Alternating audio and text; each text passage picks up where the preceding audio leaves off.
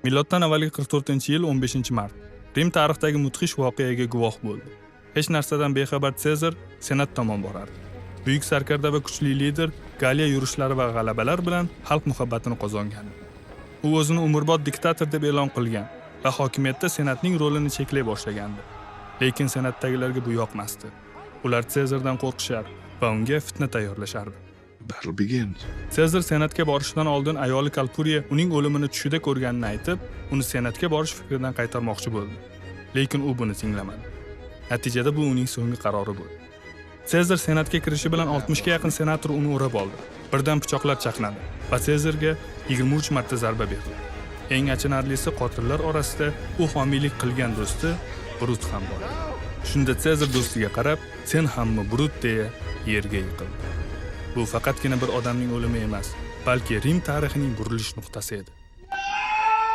Sezar o'ldirilgan kun tarixdagi eng mashhur xiyonat kuni, Ides of March bo'lib kirdi.